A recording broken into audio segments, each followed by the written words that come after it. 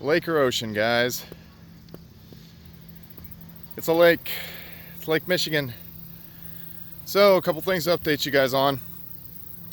Coinbase Pro is adding Dash, which is interesting because for a long time it seemed like they stayed away from most anonymity coins, Zcash being the exception without the anonymity features, but had stayed away from Monero. And a lot of people had speculated, well, they think it's because they can't trace this. Dash, and you can argue, kind of uses a coin join feature for its anonymity, but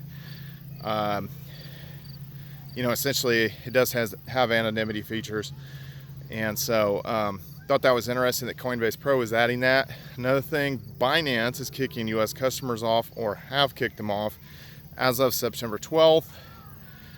And I think the repercussions of that, a lot of people can speculate that BNB is going to go down in price because there was so much trade volume from the United States.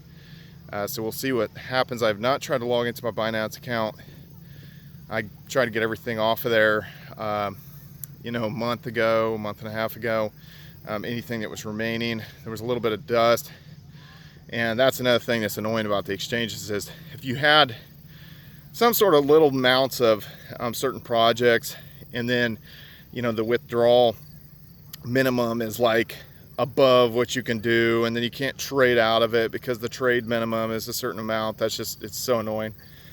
I hate exchanges, but that is happening. You're still going to be able to withdraw your coins, but you're probably not going to be able to deposit, and you're not going to be able to trade on Binance if you're a US customer. Man, this keeps going in and out of focus, but we will keep going. Another thing, DTube is doing their crowd sale around the 20th or the 23rd. If that is something you're interested in, DTube has went over to its own chain called the Avalon chain. And another thing that's happening on the 23rd is the EOS update to 1.8, and this should allow for better onboarding for stuff like voice and other dApps. Those are the main things that are going on right now. A lot of stuff happening here in September. I think it's kind of interesting. If I had to guess on kind of price speculations, I know a lot of people are trying to guess and do technical analysis and all that stuff on Bitcoin prices. I would not be surprised to see us pull back to maybe the $7,000 or $8,000 range pretty swiftly with Bitcoin, and then end up going, also Bakkt is coming out. So that's the one black swan event that we're not really sure what's going to happen, that would make everybody scared to sell their Bitcoin into altcoins or sell their Bitcoin into dollar pegged assets, whether it be Tether or BitUSD or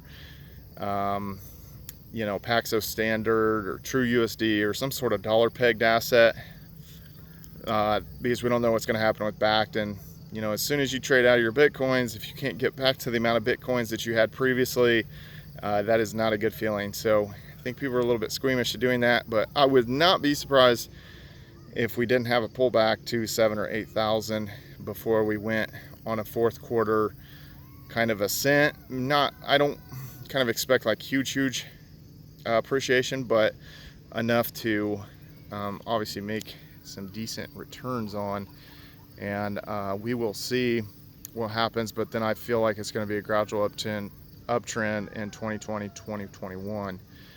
That's kind of lightly, but again, it's too hard to know. So pick your poison. If you trade out of Bitcoin, you might not get back to as many Bitcoins as you had previously. Anyway, guys, what are you guys most excited about? Is anybody kind of participate in the DTube crowd sale? Is anybody excited about Bakkt? Are you guys excited about Dash being added to Coinbase Pro, or surprised about that? Leave a comment below. Follow me on all social media at Brian Phobos, YouTube, Instagram, Steemit, Twitter. See you guys later.